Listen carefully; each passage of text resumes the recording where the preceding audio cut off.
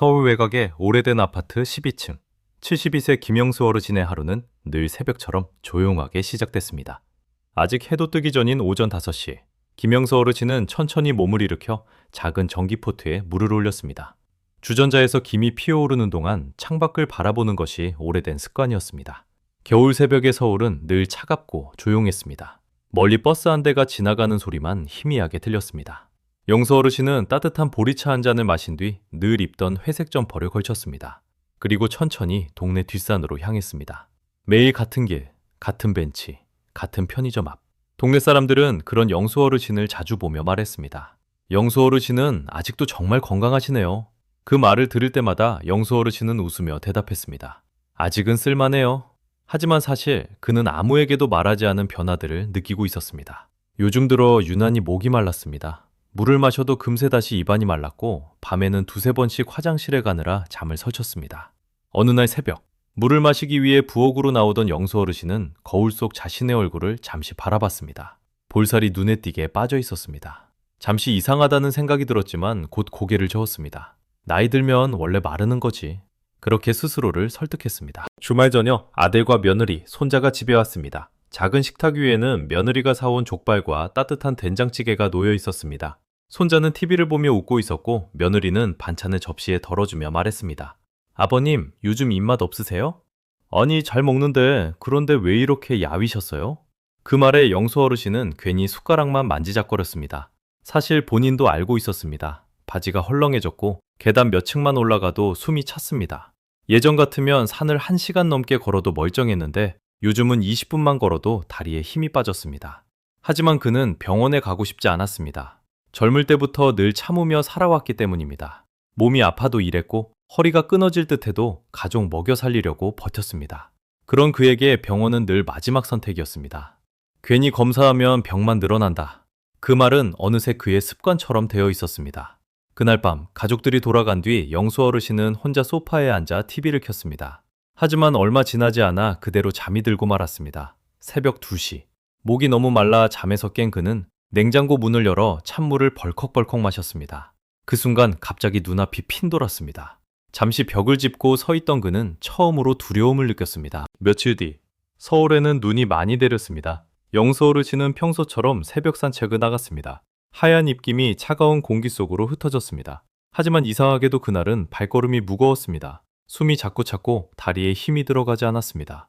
벤치에 잠시 앉아 쉬던 그는 다시 천천히 일어났습니다. 그 순간 눈앞이 갑자기 흐려졌습니다. 휘청!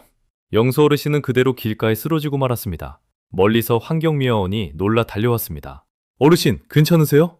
하지만 영수 어르신은 제대로 대답하지 못했습니다. 귀에서는 우뭉거리는 소리만 들렸고 온몸에는 식은땀이 흘렀습니다. 곧 구급차 사이렌 소리가 들렸습니다. 희미해지는 의식 속에서 영수 어르신은 천장 불빛만 멍하니 바라봤습니다. 응급실. 하얀 조명 아래에서 의사는 조용히 검사 결과를 넘겨보고 있었습니다. 그리고 잠시 후 차분한 목소리로 말했습니다. 혈당 수치가 상당히 높습니다. 당뇨를 오래 방치하신 것 같습니다. 그 말을 듣는 순간 영수 어르신은 멍한 표정으로 의사를 바라봤습니다. 당뇨요? 네, 지금까지 모르고 계셨습니까? 영수 어르신은 한동안 아무 말도 하지 못했습니다. 그는 늘 당뇨는 다른 사람 이야기라고 생각했습니다. 살이 많이 찐 사람, 단 음식을 많이 먹는 사람만 걸리는 병이라고 믿었습니다. 하지만 의사는 설명했습니다. 노년층 당뇨는 생각보다 조용히 진행됩니다. 계속되는 갈증, 야간 소변, 급격한 체중 감소, 쉽게 피로해지는 증상. 몸은 계속 신호를 보내고 있었습니다. 다만 많은 어르신들이 그걸 단순한 노화로 착각합니다. 그 말을 듣는 순간 영수 어르신의 머릿속에는 지난 몇 달이 스쳐 지나갔습니다. 새벽마다 마시던 물, 헐렁해진 바지, 숨이 차오르던 계단, 그리고 혼자 견뎌야 했던 밤들. 그는 천천히 고개를 숙였습니다. 입원 후 며칠 동안 영수 어르신은 거의 말을 하지 않았습니다. 창밖만 멍하니 바라보는 시간이 많았습니다. 병실 창문 너머로는 겨울 햇살이 희미하게 들어왔습니다. 그러던 어느 날 오후, 초등학생 손자가 병실로 뛰어들어왔습니다. 할아버지! 손자는 작은 귤 2개를 꼭 쥔 채 웃고 있었습니다. 엄마가 이건 많이 먹으면 안 된다고 했어. 근데 하나는 먹어도 된대. 그 말에 병실안 사람들이 작게 웃었습니다. 손자는 영수 어르신 옆에 앉아 작은 손으로 주름진 손을 꼭 잡았습니다. 할아버지, 빨리 나아. 우리 봄 되면 또 공원 가야지. 그 순간 영수 어르신의 눈가가 천천히 붉어졌습니다. 그는 손자의 손을 꼭 잡으며 낮게 말했습니다. 나는 그냥 늙는 줄만 알았다. 그날 이후 영수 어르신은 조금씩 달라지기 시작했습니다. 늦은 밤 라면 먹는 습관을 끊었고 냉장고 속 달달한 음료 대신 보리차를 채워 넣었습니다. 아침마다 혈당을 기록했고 병원에서 알려준 식단도 하나씩 따라하기 시작했습니다. 무엇보다 그는 몸의 작은 신호를 무시하지 않게 되었습니다. 몇 달 뒤, 봄바람이 불기 시작한 어느 아침, 영수 어르신은 다시 동네 산책길에 나섰습니다.